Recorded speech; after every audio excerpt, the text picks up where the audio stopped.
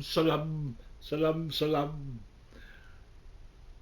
A film, The Jungle Book, from 1942, directed by Zoltan Korda, but produced by the great Alexander Korda, starring Sabu and a cast of a whole lot. I'll point out Rosemary DeCamp as his sort of adoptive mother. And also got to make mention of Mel Blanc, of Warner Brothers cartoons fame, the voice of pretty much all of them, was the voice of Ka, the snake, and I'm sure any other animal that was in there was voiced by Mel Blanc. So, and a score by Miklos Rosa. Just have my notes so I get this all right. So my story starts out with my dad because he loved this film. When we were here in this house, and whenever it came on, usually on Turner Classic Movies, we would just stop everything, the two of us, and we would watch The Jungle Book. And it is, I mean, yes, I know there's the 1967 Disney cartoon with bare necessities and all that. That's all well and fine. And there have been other, even more inferior remakes of the obviously Rudyard Kipling story. But this is the best one. Why is it the best one? Because it is. It's so lush. You feel that jungle. And Sabu was a genuine elephant boy in real life before he did this film. So when you see him on an elephant, for example, he did that. That wasn't a stunt guy. That's Sabu.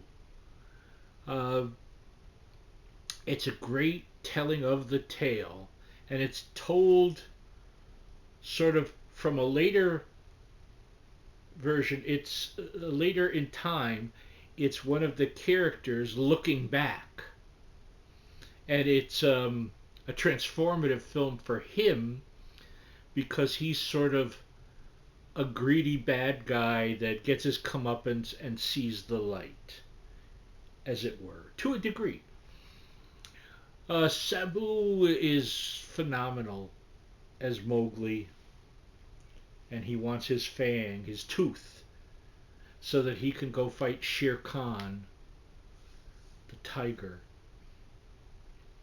And that's a big deal. He's Mowgli. He was raised by wolves, but it has. Here's a word you don't really use in many things nowadays. Certainly, I'm sorry, I got something in my eye. It could be Sabu's tooth. Um, it has splendor. It's Technicolor that is soaked with color, and a lot of exteriors. I'm sure that some of it's obviously set pieces, but even those, they're so lush, and it just feels so right and so good. And it has a darkness about it, but a beauty too. And you see that mankind is sort of impinging upon the beauty of the jungle where the animals now get along just fine, and they've agreed to take in Sabu as Mowgli as one of their own because of the wolves raising him. So that's, I'm sure many of you already know the tale of the Jungle Book. Why should I watch this, John? Well, I'll tell you why. Glad you asked. It's a grand adventure. It's like a just maybe 10, 12 minutes shy of 2 hours long, and it doesn't ever waste your time. There's always something interesting happening. There's lots of fascinating character development. Um, it's just a great adventure, and I love adventure. I hope you love adventure too. And what a grand score by Miklos Rosa, one of the great composers. I remember years and years later, some 37 years later, he did the score for the film Time After Time with Malcolm McDowell a then pretty much unknown Mary Steenburgen. I think it might have been her second film, and I had a huge crush on her after seeing her in that film. Anyway, Miklos Rosa, one of those up there with Bernard Herrmann, great composers, great filmic composers that understand what they're doing and the scale that it's meant to be on. So the direction is fine.